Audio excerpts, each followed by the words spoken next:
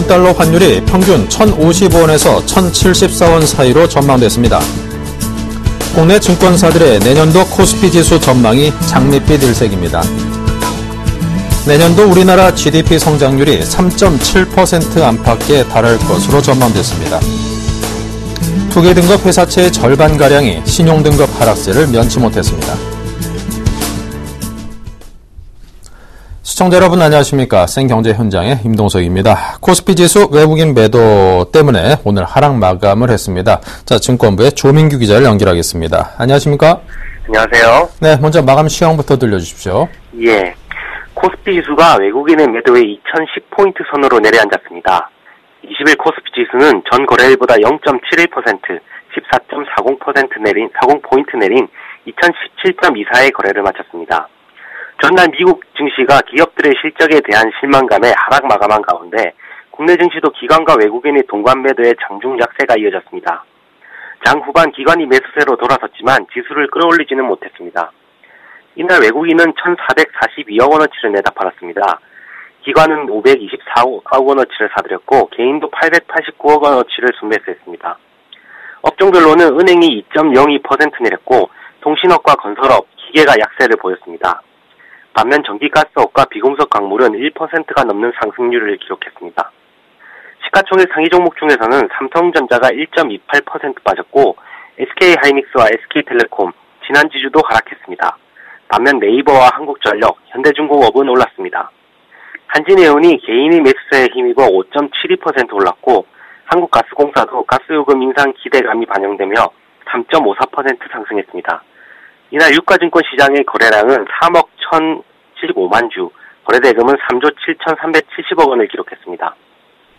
네, 자, 정부의 전기료 인상 방침에 따른 여파가 철강주에 그대로 몰아닥치고 있습니다.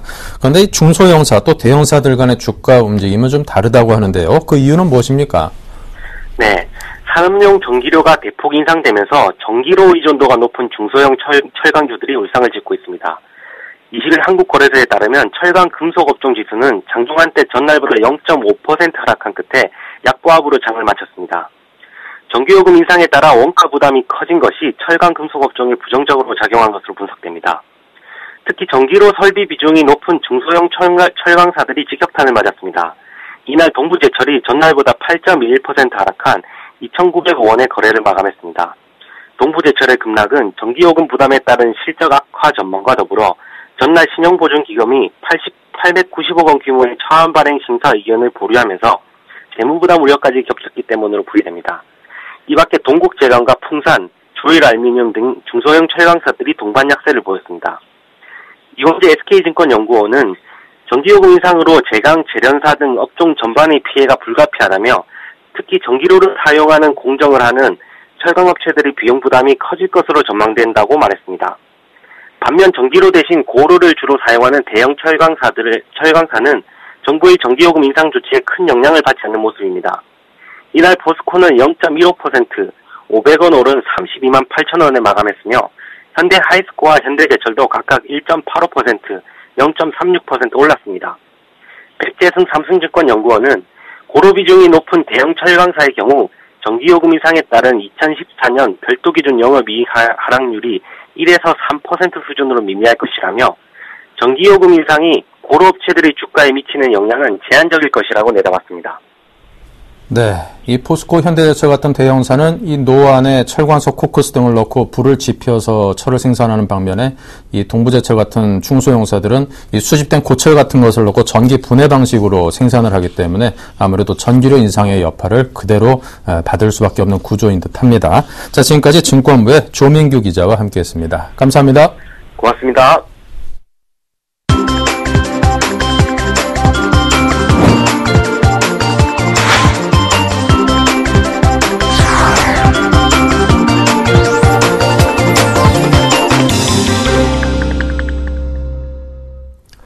네, 오늘의 주요 뉴스입니다. 국내 주요 연구기관들은 내년 원달러 환율이 평균 1,055원에서 1,074원 사이에서 움직일 것으로 전망했습니다. 원화가 강세를 보여 달러당 1,000원대 초반까지 떨어질 수 있다는 전망도 나왔습니다. 금융권에 따르면 내년 연간 원달러 평균 환율로 한국금융연구원과 한국경제연구원은 1,074원, 현대경제연구원은 1,070원, LG경제연구원은 1,060원, 하나금융경영연구소는 1,055원을 제시했습니다. 기관들은 올해보다 내년 환율이 더 떨어져 원화 강세 심화를 전망했습니다. 경상수지 흑자가 지속되고 신흥국에 비해 탄탄한 한국의 경제 펀더멘털이 양적 완화 축소 등 불확실한 상황에서도 원화 가치를 꾸준히 끌어올릴 것이란 전망입니다. 국내 증권사들의 내년도 코스피 지수에 대한 전망이 장밋빛 일색입니다. 글로벌 경기가 좋아지고 수출이 늘면서 국내 경제도 본격적인 회복세를 탈 것이란 전망이지만 매년 빗나갔다는 점에서 비판의 목소리가 높습니다. 국내 주요 증권사 22곳이 제시한 내년 코스피 평균 전망치는 1914에서 2335포인트로 나타났습니다. 가장 낙관적인 전망을 한 KTB투자증권은 최고 2500선까지 오를 것으로 내다봤습니다. 우리투자증권은 2420포인트, KB투자증권과 대신증권은 2400포인트, 하나대투증권은 2380포인트를 전망했습니다. 코스피 저점을 가장 보수적으로 예측한 곳은 교보증권, 신한금융투자, KDB 대우증권 등으로 1850포인트였습니다. 내년도 우리나라 GDP 성장률이 3.7% 안팎에 달할 것이라고 산업연구원이 전망했습니다. 이는 KDI와 국제통화기금 IMF의 전망치 3.7%와 비슷하고 OECD와 한국은행이 3.8%보다는 약간 낮습니다. 산업연구원은 세계 경제 부진 완화에 따른 수출 증가세와 소득, 교육 조건 개선에 힘입은 내수 회복으로 국내 경제가 장기 상향 성장률에 근접해 성장할 것이라고 내다봤습니다. 산업연구원은 10대 주력 사업 중 실적이 5% 이상 증가해 수출 호조를 보일 업종으로 일반 기계, 자동차, 정보통신기기, 반도체 등을 꼽았습니다. 투기등급 회사채의 절반가량이 신용등급 하락세를 면치 못했습니다. 주로 건설과 조선, 해운 등 업황이 좋지 않은 취약업종에 집중됐습니다. 한국신용평가에 따르면 올해 1에서 3분기 신용등급 보유업체 357개사 가운데 등급이 바뀐 업체는 50곳으로 전체의 14%로 집계됐습니다. 하향이 26건으로 상향 24건보다 2건 많았습니다. 특히 투기등급 회사채의 경우 14개 업체의 신용등급이 내려가 전체 48.3%를 차지했습니다. 투기 등급의 하향 비율은 IMF 외환위기가 터진 지난 1998년 55.3%를 기록한 이후 최고였습니다. 네, 여러분 이 사이버 머니 중에 하나인 비트코인이라고 들어보셨는지 모르겠습니다. 저도 그 용어는 좀 많이 들었는데요. 사실 그 내용에 대해서는 언뜻 잘 이해가 안 가더라고요. 자, 근데 이제 일부 특정 사이트에서만 쓸 수 있는 여타 사이버 머니와는 다르게 이게 굉장히 좀 여러 분야에서 활용이 가능하다고 합니다. 자, 오늘은 이 미래의 화폐 비트코인에 대해서 국제부 이혜진 기자와 함께하겠습니다. 안녕하십니까? 예, 안녕하십니까? 네, 이 벤 버냉키 연준 의장까지도 가치를 인정했다고 해서 이제 화제가 되고 있는데요. 자, 비트코인이라는 돈이 과연 언제 어떻게 만들어진 것인지 궁금하고요. 어떻게 생겼습니까? 한 번도 못 봐서요. 네, 지난 2009년 나카모토 사토시라는 가명으로 알려진 프로그래머가 만든 온라인 가상 화폐가 바로 이 비트코인입니다. 달러화나 원화 등은 중앙은행이 기계로 찍어내지만 이 비트코인은 복잡한 수학 암호를 풀면 얻을 수 있다고 합니다. 굉장히 풀기가 어렵기 때문에 대부분은 그냥 다른 돈을 주고 인터넷 환전 사이트에서 이 비트코인을 사야 한다고 합니다. 네. 자, 그럼 이제 비트코인, 과연 어디서 쓰이나요? 예, 아직은 그 사용이 제한적인데요. 갈수록 늘어나고 있는 추세입니다. 미국 연방선거위원회는 비트코인을 통한 정치자금 모집을 이미 허용했고 독일은 지난 8월 개인 간 거래에서 쓰이는 통화로 공식 인정했습니다. 메리어트 호텔이나 버거킹에서도 비트코인으로 결제하는 것이 가능하고요. 캐나다 밴쿠버에서는 지난달 비트코인을 현금으로 교환하는 ATM기도 등장했다고 합니다. 중국의 최대 검색 엔진인 바이두에서도 비트코인이 통용되고 있어 세계 곳곳에서 사용이 점차 늘어나고 있는 추세입니다. 네. 자, 그동안 있었던 여타 사이버 머니와는 아예 그 격 자체가 좀 다른 것 같다라는 생각이 들거든요. 자, 그렇다면 요즘 이렇게 주목을 받는 이유는 어디서 찾아야겠습니까? 예, 최근 미국 의회에서 비트코인에 대한 청문회가 열렸는데요.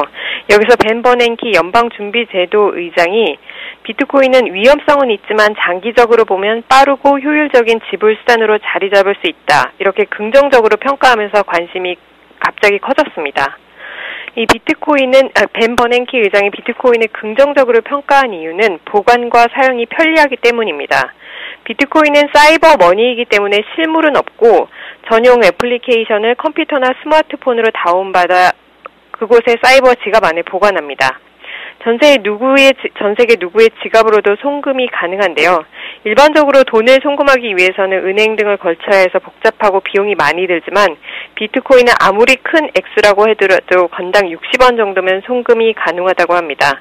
이 편의성과 효율성 때문에 비트코인이 점차 사용이 늘어나고 있는데요.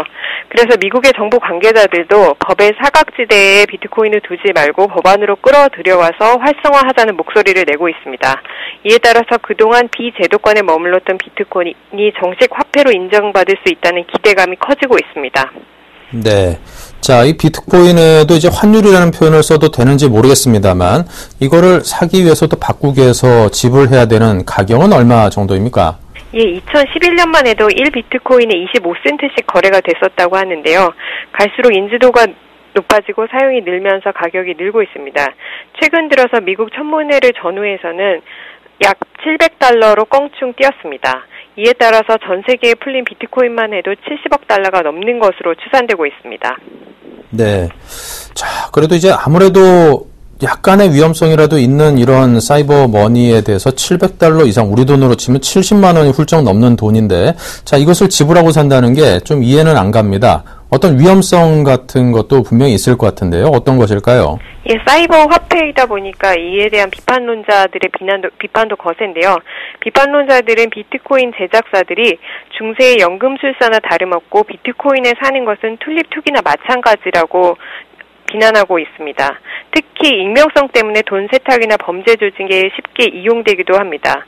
또 해킹으로 돈을 도둑맞는 사건이 벌어지는 등 그 취약성이 있기도 합니다. 따라서 아직은 화폐로 완전히 자리 잡기까지는 상당한 시간이 걸릴 것으로 예상됩니다. 네, 알겠습니다. 자, 이 비트코인에 대해서 오늘 알아봤습니다. 근데 2011년도에 1코인당 25센트였는데 이게 지금 현재 $700. 계산을 언뜻 해보니까 한 2,800배 정도의 가치 상승이 3년 만에 이루어진 것인데요. 과연 이런 것이 화폐로서의 안정성을 가질 수 있는 것인지에 대해서는 개인적으로 약간 의문이 가는군요. 어쨌거나 그동안 궁금했던 비트코인에 대해서 상세하게 알 수 있었습니다. 국제부 이혜진 기자였습니다. 감사합니다. 예, 감사합니다.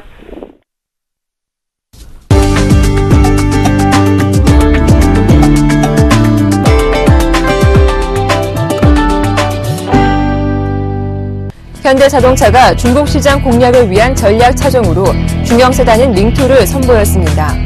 밍2는 작년보다 30% 가까이 성장한 중국 중형 엔트리 차급 시장을 겨냥해 출시됐습니다. 밍2는 2770mm의 휠 베이스를 확보해 동급 최고의 실내 공간을 자랑합니다. 중국 고객의 취향에 맞춘 큼직한 헤드램프 등으로 화려하게 꾸몄습니다. KT가 우수 고객들에게 단말기 할인 보조금을 지급하는 프로그램을 시작합니다. KT는 단말기 사용기간 15개월 이상인 고객이 최신형 스마트폰으로 교체할 때 25만 원을 할인해주는 좋은 기변 프로그램을 시작한다고 밝혔습니다. 대상 단말기는 삼성전자 갤럭시 S4와 갤럭시 노트 3, LG전자 G2, G 프로, U3, 펜텍 베가 시크릿노트, 베가 아이언 등 10종입니다. SK하이닉스가 업계 최초인 16 나노 공정을 적용한 64GB 낸드 플래시를 본격 양산합니다. SK하이닉스는 지난 6월 세계 최초로 16 나노 공정을 적용한 1세대 제품을 양산에 나섰습니다. 이번에 칩 크기를 줄여 원가 경쟁력을 강화한 2세대 제품 양산이 가능해지면서 낸드 플래시 경쟁력을 더 강화할 수 있는 계기를 마련했다는 평가입니다. 기업은행의 스마트폰 뱅킹 전용 상품인 IBK 흔들어 예금에 가입하면 연 0.15%포인트의 특별 금리를 제공합니다. 이 상품은 정기예금과 스마트폰의 만보기 기능을 결합, 걸음수에 따라 3만 부에 0.1%포인트, 5만 부에 0.2%포인트의 추가 금리를 지급합니다. 1년 만기 최고 연 2.85%의 이율이 적용되며 특별 금리를 합치면 최고 연 3%를 받을 수 있습니다.